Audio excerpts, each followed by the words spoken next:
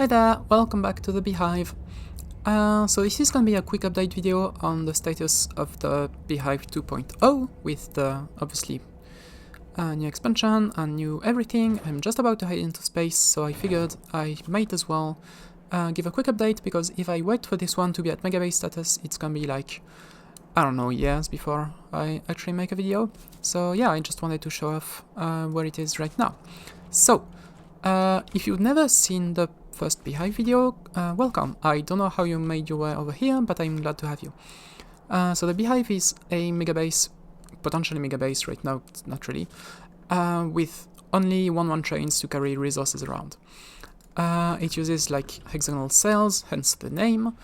And yeah, there's lots of trains, they do lots of things, and you get run over fairly often. Only once so far, but I'm expecting that number to go up. So, first of all, I put the lines back in. I found a way to do that, and I'm very happy about it. This intersection design is actually the first thing I did when the expansion released. I spent 20 hours over 2 days to create this, and then tweaked it like a bunch of times since then. And yeah, I'm very happy about it. Managing to fit all these rail supports alongside the rails on the bottom, and with like fitting my design requirements, so like every section of the intersection has enough room for a full train to stop there. Like this one only says 1 segment, that's actually 2 segments. I've reported that to the devs, but apparently they don't care, so whatever.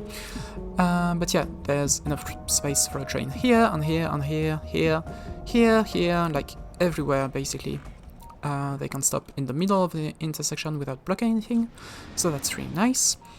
Did I mention yet, the empty trains are, like, the trains without any resources are on the bottom level, and the trains with resources are on the top level, so that neither blocks the other.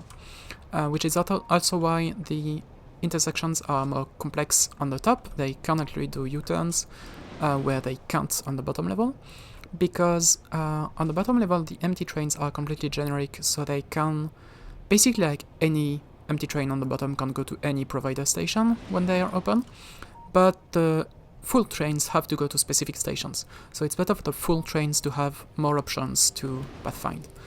And I wanted to keep it as compact as possible, which, yeah, I mean, for what it's accomplishing, it's really compact, and I'm very happy and very proud about this. Okay, so now about the stations. So every train is completely generic. They all use the same schedule. Well, asterisk on that, but talk about that later. So by default, they're trying to go to a provider station that is open, i.e. that has items to, like, get picked up. And then they wait until either their cargo is full or they've waited 2 minutes. That's for stations with very low throughputs, like the Blue Jacket station. If I wait for this one to have a full train, that's gonna take hours. So instead, they just wait for 2 minutes and then try to find a station with whatever type cargo they have. Okay. Yeah, so the requester stations are a bit more complicated. The provider stations just always request at least 1 train, so that they start to fill up as soon as possible. And then the requester stations request as many trains as they need to fill their buffer. So I have a, like, whole blueprint here that basically says you can parameterize it, which, by the way, thank you Factorio devs for parameterized blueprints. That's a fucking gift. That's amazing.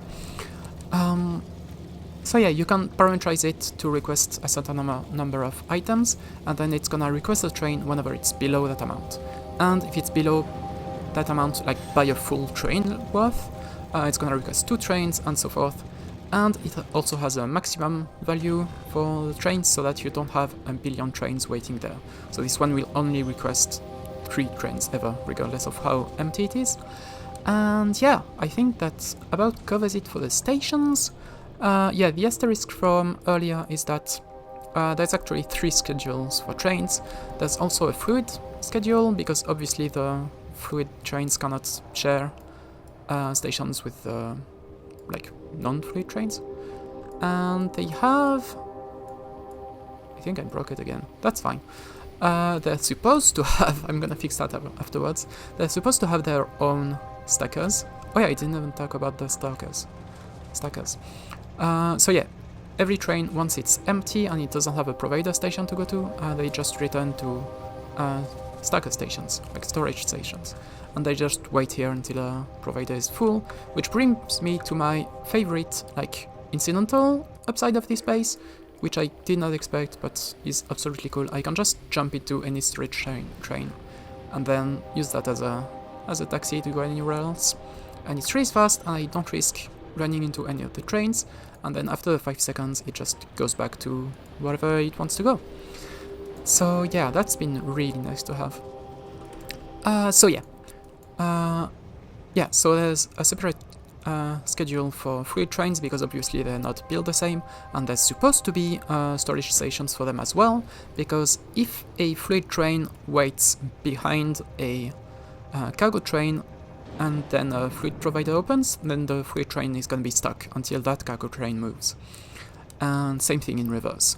So I have to have separate stations for the fluid trains and cargo trains. And yeah, and also the third schedule is the schedule for the output trains, which is always like just go pick up, go drop off, and like that's basically it. I do not have the super big HART interface yet because I don't need it yet, and also I don't even have the logistic bots yet. So I mean, I have logistics bots, just not like requester chests and so on. Yeah, I think that about covers it. Oh yeah, on the stations, like the rails and stuff, I have a whole book of them prepared. I have every type of stations you could want. I can fit 3 of them per side and 2 on the top and bottom. And all the stations are all compatible with each other. There's separate ones for output and input, obviously, because, as a reminder, the empty trains are on the bottom and the full trains are on the top, which means providers go from bottom to top and requesters go from top to bottom. Yeah. Did I cover? Yeah, okay. I think I covered the thing I forgot. Can you tell I have ADHD? Okay. Yeah, so yeah, that's basically it, I think. I've researched everything I can without space tech, so now the only thing to do is go into space. Oh yeah, and I will be posting the blueprint books in the description below. So yeah, that's it, and I guess I'll see you whenever I have something interesting to tell you. Goodbye, thank you.